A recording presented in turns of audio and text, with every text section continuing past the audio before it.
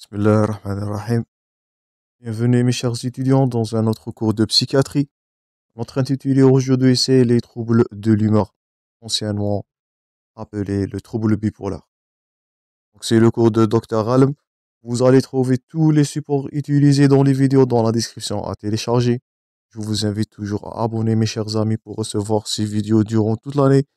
Et je demande de votre part le maximum de j'aime et de partage afin que ces vidéos atteignent le maximum des étudiants le plus tôt possible.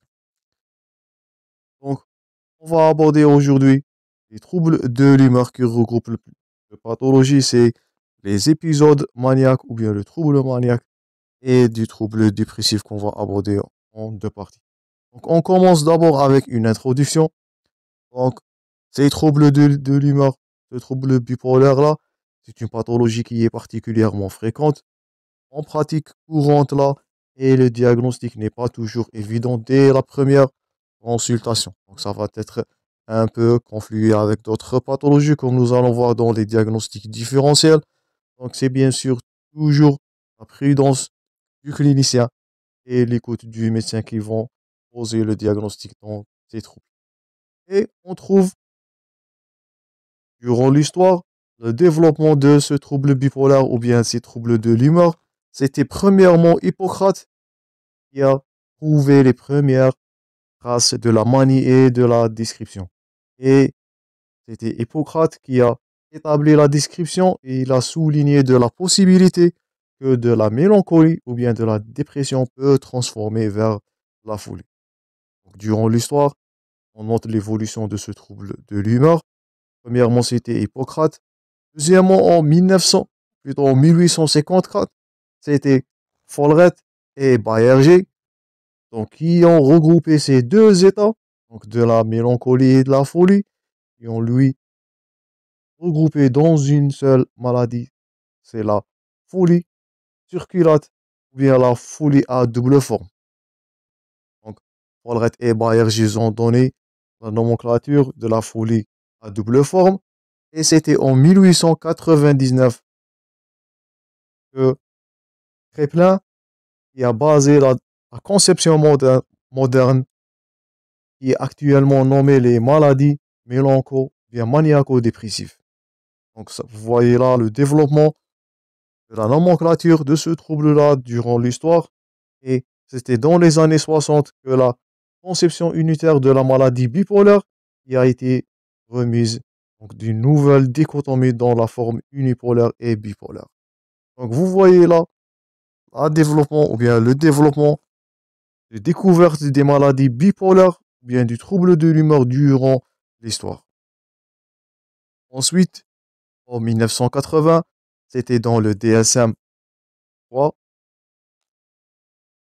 c'était la disparition de l'unipolarité et elle a été remplacée par de la bipolarité là devant un trouble dépressif majeur ou bien du trouble dépressif qui est récurrent. Ensuite, en dernière décennie là, c'était dans le DSM-4 où on avait donné de nouvelles nomenclatures ou bien de nominations. C'était les troubles bipolaires 1, type 1, type 2 et type 3. Et c'est dans notre jour où le psychose maniaco-dépressive qui est défini maintenant par un trouble qui est bipolaire. Donc c'est une maladie qui est périodique. Elle évolue, notez bien, en phases, par des poussées, par des phases. On va voir les phases maniaco-dépressives, bien les phases maniaques et les phases dépressives. Donc, qui est marquée par la survenue d'épisodes qui sont dépressifs majeurs, ou bien des épisodes qui sont maniaques, ou bien plutôt des épisodes qui sont mixtes, ou bien de l'hypomaniaque. Donc, tout ça, ça va caractériser le trouble bipolaire. Donc, c'est une maladie périodique qui évolue par phase, ou bien par des épisodes dépressifs, maniaques, ou bien mixtes maniaco-dépressifs. Elle est séparée, notez bien, par des épisodes au cours duquel le sujet il est indemne de toute dysfonction psychique. Et de là, c'était la nomenclature psychose maniaco-dépressive. Donc, ça, c'était une petite introduction selon l'historique de la maladie ou bien des troubles de l'humeur. Donc, c'est une pathologie qui a existé depuis l'Antiquité, qui a subi de plusieurs nomenclatures et C'est dans notre décennie-là qui a été définie par des épisodes maniaques, des épisodes maniaco-dépressifs qui sont séparés, je répète, par des intervalles durant lesquels le patient-là, il est indemne de toute pathologie psychiatrique. Donc ça, c'était premièrement une petite introduction concernant l'historique du trouble bipolaire. Deuxièmement, quel est notre intérêt de la question après ce cours-là? Pourquoi on étudie? Bien, pourquoi c'est très important de bien connaître en tant que clinicien ces troubles bipolaires-là. Et c'est le risque suicidaire qui est très important malheureusement. Donc là, le trouble bipolaire, le trouble des humeurs ou bien les épisodes, surtout dépressifs, ils ont un risque très important de suicide là. Et ça, c'est notre intérêt de la question dans notre cours aujourd'hui. Et bien sûr, le risque de désinsertion familiale, sociale, professionnelle, donc qui est très élevé avec des actes qui sont délictueux. C'est pour cela, c'est votre compétence que le futur médecin doit être capable de diagnostiquer un trouble de l'humeur selon les critères diagnostiques ou bien selon les signes qu'on va l'aborder aujourd'hui.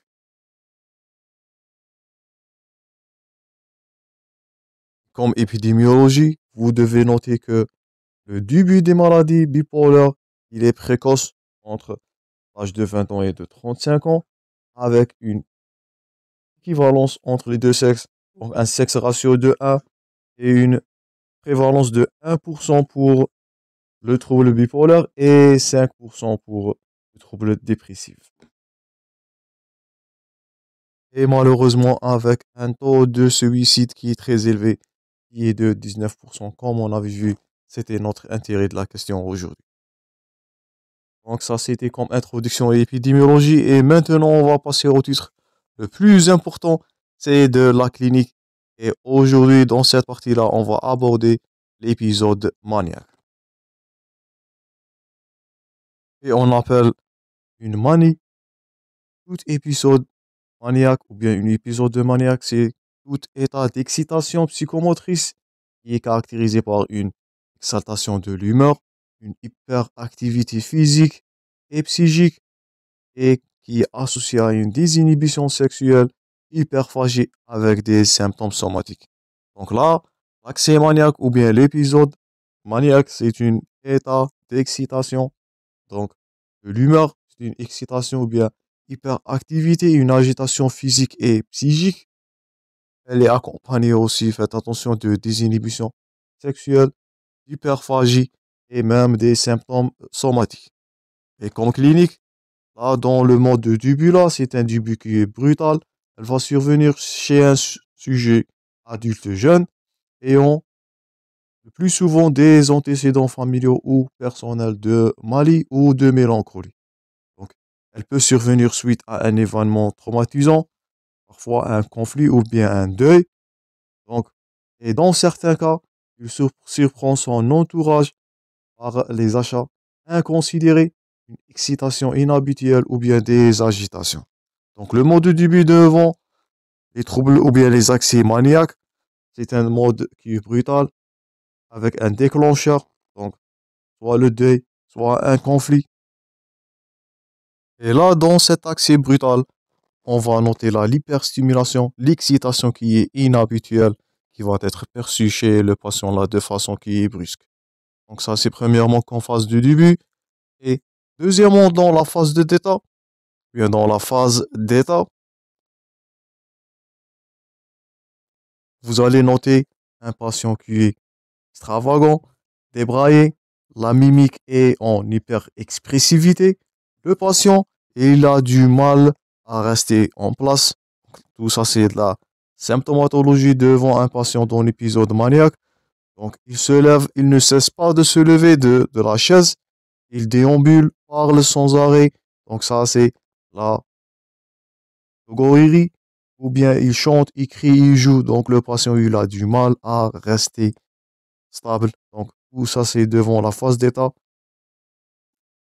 dans un épisode maniaque. Dans le contact avec le clinicien, donc le patient, il est en hypersyntone, il est très familier ou bien voire ludique. Donc, le patient là, il n'a aucune barrière avec le contact devant l'examinateur. Donc, il est très confortable dans l'examen, dans l'interrogatoire. Il perd son temps, il est très familier plus que la normalité et même parfois il est très ludique. Donc, c'est, on a l'impression que le patient, c'est lui qui va gérer l'interrogatoire. Donc, ça, c'est ce qui caractérise un patient dans un excès maniaque.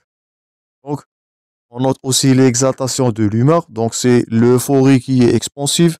Le patient, il est très, très heureux. Donc, joyeux. Il voit le bonheur partout autour de lui. Son optimisme n'a pas de limite. Et il peut tout entreprendre et tout réussir. Donc là, c'est l'accès, bien l'exaltation de l'humeur, ça c'est de l'euphorie. Le patient, il est très, très heureux, très joyeux. Donc il voit le bonheur partout. Deuxièmement, on peut noter une labilité de l'humeur. Donc le patient, il va passer rapidement du rire vers de la pleurs, de la joie vers la tristesse, voire même de la colère. Donc, une exaltation de l'humeur, l'habilité de l'humeur, une instabilité. Le patient va passer brutalement de la joie vers la tristesse. On note aussi une altération cognitive. Donc, l'attention du patient va être dispersée. Le patient ne peut pas fixer les idées. Il est attiré par un son, une lumière. Donc, ça va empêcher toute tentative de concentration des idées sur un sujet qui est précis. Donc, le patient là, il va sauter d'un sujet à l'autre. Donc, c'est l'impossibilité de se concentrer vers, bien sûr, une idée qui est précise. On note aussi une accélération de la pensée. Elle est appelée de la tachypsie, notez bien ce terme-là. Donc, qui se manifeste par des idées qui surviennent à toute vitesse. Le patient, il est logorique. Donc, logorique, on a vu ça.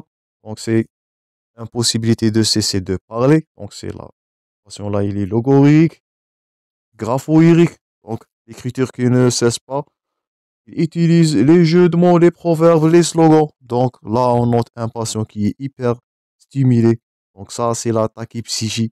Donc, le patient, il a une accélération de toutes les pensées. Donc, exaltation de l'humeur, l'habilité de l'humeur, les altérations cognitives, l'impossibilité de se concentrer sur un sujet, de la tachypsie et même des exaltations imaginatives. Donc, le patient là, il peut subir des imaginations qui sont maniaques et sans limite marquée. Donc, on peut noter parfois l'augmentation de l'estime de soi, donc des idées de grandeur, et ça va être conflit avec un délire de grandeur. Je vous invite à consulter le délire. Ou bien toute puissance qui est associée, il est très optimiste, il exagère ces projections-là. Donc, dans le futur, il est irréaliste. Là, il s'agit des dépenses exagérées chez le patient. Là.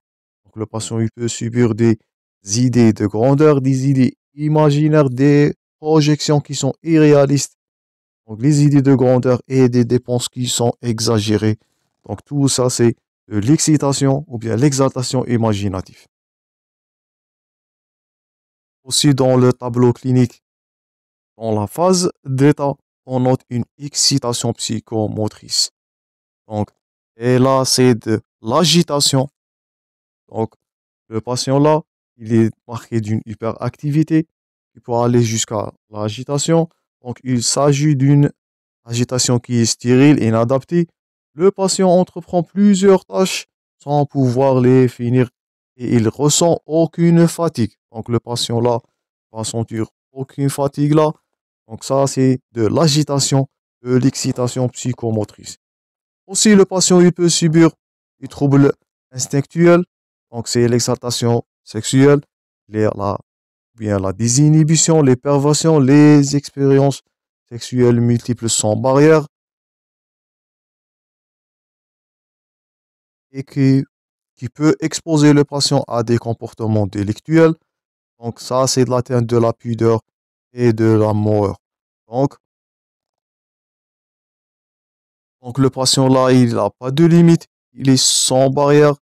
Donc comme autre trouble intellectuel, le patient peut subir de l'hyperphagie avec amaigrissement, l'exaltation sexuelle qui constate, de l'insomnie qui est rebelle à la fatigue, donc aussi de l'hyperphagie, l'excitation sexuelle, de l'insomnie, donc qui rebelle à la fatigue. Le patient ne peut pas sentir de la fatigue devant un excès maniaque.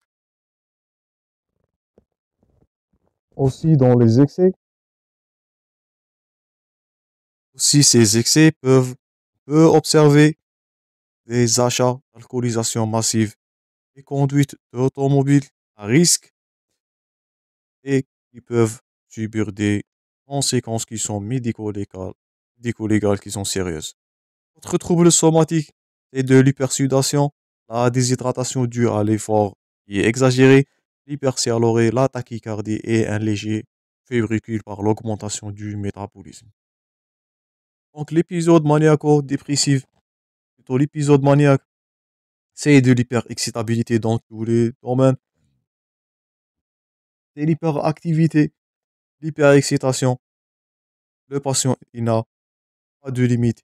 Il est très optimiste, très heureux avec des conflits émotionnels. Donc ça, c'est le tableau clinique devant un excès maniaque. Maintenant, les formes cliniques. Il existe plusieurs formes. Excès, accès maniaque. On a de l'hypomanie, la manie délirante et même les états mixtes. Donc, concernant l'hypomanie, c'est une hyperréactivité, c'est l'humeur expansive qui peut être modérée, permettant une activité physique et intellectuelle qui est féconde. Donc, on peut dire que c'est un accès maniaque, mais qui est un peu raisonnable. Donc, l'existence d'un accès hypomaniaque peut être associée à un accès dépressif et elle caractérise les troubles bipolaires de type 2.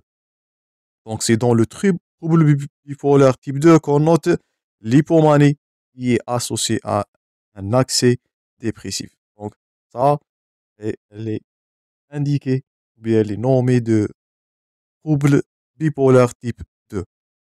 Deuxième forme, c'est la manie délirante, ou bien là, c'est le délire de grandeur, ou bien il va prédominer le tableau clinique. Donc, c'est le délire mystique, le délire religieux, le délire scientifique. Ça nous fait rappel au délire et de schizophrénie. Je vous invite à consulter les deux cours pour mieux savoir sur les délires de grandeur. Ou bien la troisième forme, c'est l'état mixte. Donc, ces états associent les deux formes, les stimulations des symptômes maniaques et dépressifs en même temps. Donc, la clinique devant la manie, c'est très facile à notifier.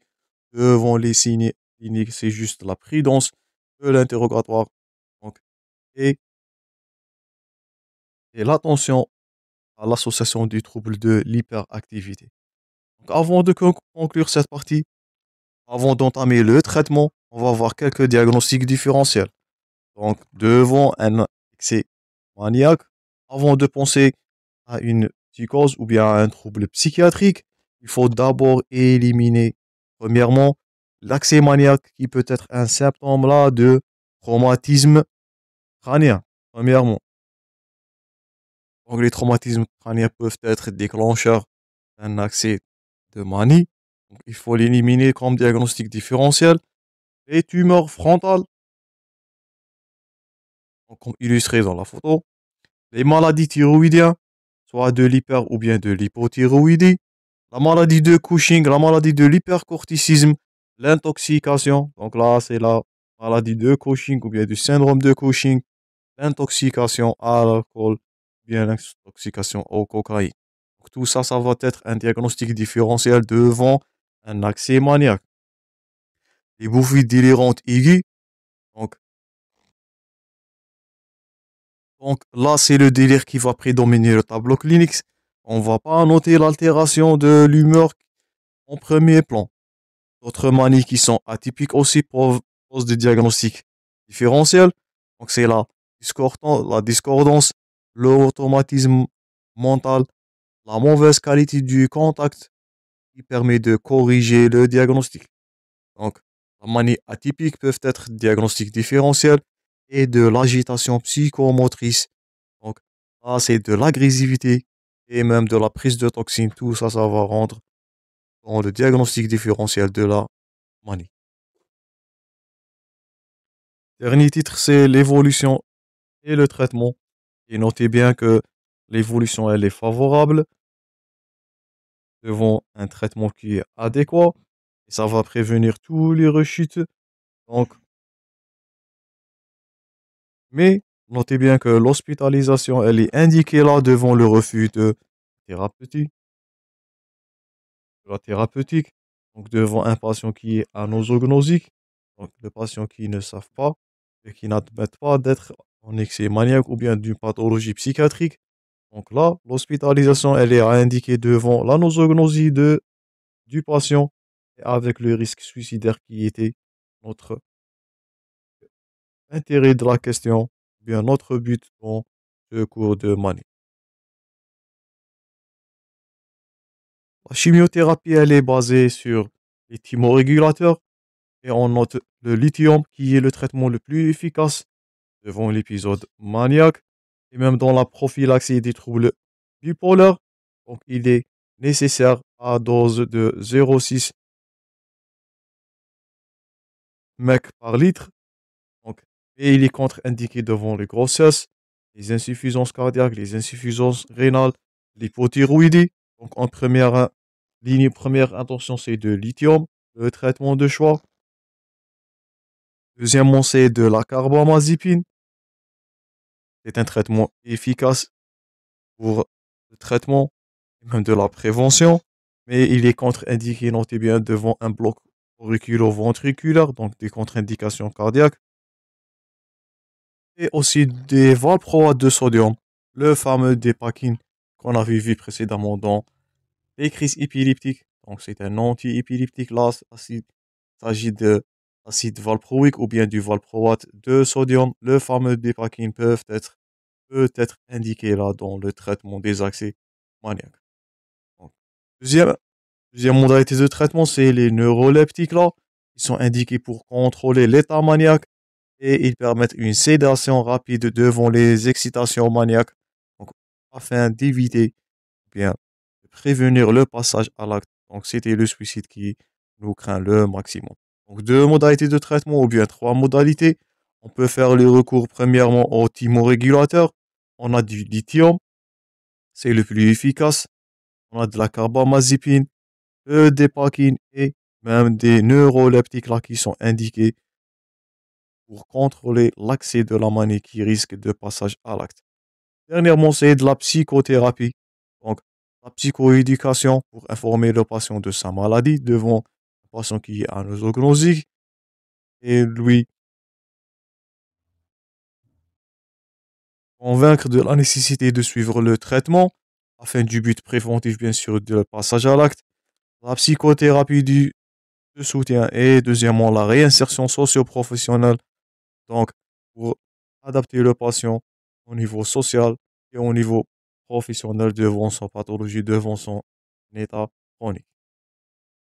Bien sûr, après la stabilisation du patient, donc, on peut le réinsérer de façon socio-professionnelle. Donc, ça fait partie là de la psychothérapie, de la réinsertion.